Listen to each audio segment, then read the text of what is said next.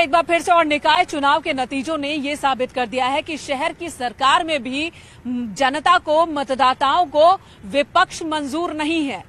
BSP की बात करें तो उन्होंने इस बार एक अलग रणनीति बनाई थी और उस रणनीति के साथ चुनाव में उतरे, लेकिन बीएसपी को यानी कि बहन मायावती को शहर की सरकार में भी राहत मिलती हुई नहीं दिख रही है। तो आखिर क्या वजह रही कि बीएसपी जीत की तरफ नहीं बढ़ पाई, उनकी तस्वीर नहीं बदल पाई, ये हम आपको इस रिपोर्ट में दिखाते हैं।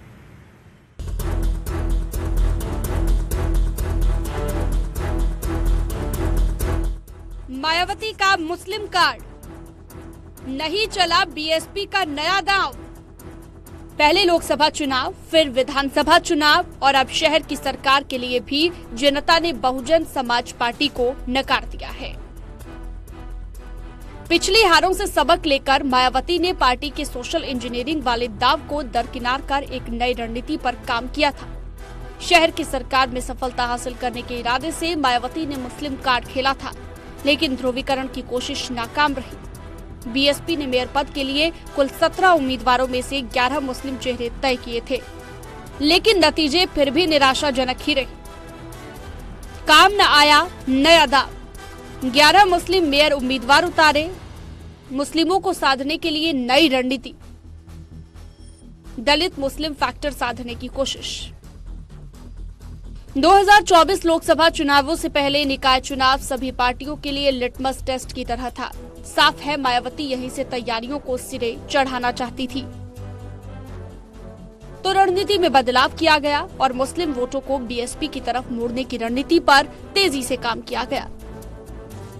बहुजन समाज पार्टी ने आरक्षित सीटों पर ओबीसी के लिए भी मुस्लिम चेहरों को चुनावी मैदान में उतारा। उतारे गए 17 उम्मीदवारों में 11 उम्मीदवार मुस्लिम और दूसरे जो 6 हिंदू उम्मीदवार हैं उनमें से 3 ओबीसी हैं और बाकी 2 उम्मीदवार एससी से रहे। सोशल इंजीनियरिंग का फॉर्मूला छोड़ सर्जन की सोच से हटकर काम करना बीएसपी को काफी महंगा पड़ा। शायद यही वजह है कि बीएसपी यूपी में सिर्फ एक विधानसभा सीट पर सफलता हासिल कर सकी थी। कई बड़े ब्राह्मण नेताओं को किनारे लगाना और फिर मुस्लिम वोटों पर फोकस करना साफ करता है कि मायावती के सोशल इंजीनियरिंग फॉर्मूले में अब मुस्लिम फैक्टर बड़ा होता गया। हालांकि शहर के सरकार के नतीजों से साफ हो गया कि मायावती का ये दाव भी बुरी तरह से विफल रहा। उधर बीजेपी के मजबूत होते जनाधार और सीएम योगी की लोकप्रियता ने मायावती की राह को और ज्यादा मुश्किल कर दिया है, जिन्होंने हाल ही में कहा था यूपी से एसपी और बीएसपी का कचरा साफ करना है। ये 6 करोड़ लोगों का अपमान है, इन मतदाताओं का अपमान करने का प्रयास हो रहा है। ये कूड़ा नहीं, ये सपा बसपा के कचड़े को साफ करने का चुनाव है, उनकी गंदगी को सफाई करने का, उनकी अराजकता और उनकी अवसरवादिता को साफ करने का चुनाव है। और इसीलिए इस सफाई अभियान के साथ हम लोगों ने और प्रधानमंत्री मोदी जी ने स्वच्छ भारत मिशन का अभियान भी चलाया है। उधर अखिलेश यादव भी मायावती और बीएसपी को निशाने पर लेने में बिल्कुल चूकते नहीं दिखे।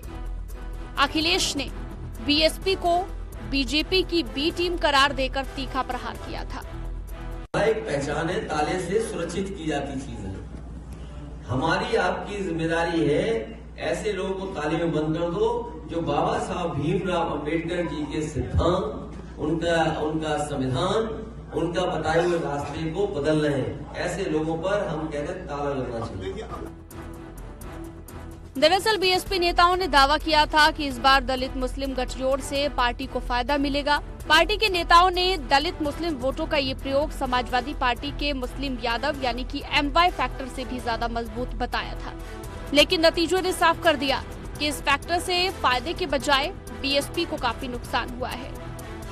दलित मुसलमान गठजोड़ बनाने की कोशिश में मायावती ने अतीक की पत्नी शाइस्ता परवीन को प्रयागराज से एंट्री दी थी, लेकिन उमेश पाल प्रकरण के बाद पार्टी को न सिर्फ किरकिरी झेलनी पड़ी बल्कि शाइस्ता को भी अलविदा करना पड़ा। इससे पहले गुड्डू जमाली आजमगढ़ उपचुनाव में पार्टी की फजीहत की वजह बने। मायावती ने सहारनपुर से इमरान मसूद पर दाव खेला, लेकिन ये तमाम कोशिशें बेकार रह गई। Bureau report, news 18। और रुख इस वक्त कर लेंगे अपने सहयोगी प्रयागराज से सर्वेश दुबे का। सर्वेश, जब 2022 का विधानसभा चुनाव उसके जब नतीजे आए उसके बाद से ही मायावती ने खुलकर ये कहना शुरू कर दिया कि मुसलमानों ने एकजुट होकर समाजवादी पार्टी को वोट किया और इसी वजह से ही प्रदेश की तस्वीर बदली नहीं, सत्ता परिवर्तन नहीं हुआ और बीएसपी के साथ आने की अपील की उन्होंने। 11 मेयर पद प्रत्याशी मुस्लिम समाज से, शाइस्ता को भी उन्होंने प्रत्याशी बनाया था। यहां तक कि जब शाइस्ता फरार चल रही थी तब भी काफी दिनों तक उनका नाम हटाया नहीं था, प्रत्याशी के तौर पर वो मौजूद थी। बावजूद इसके बीएसपी को इतनी बड़ी निराशा हाथ लगी। आपका आंकलन क्या कहता है?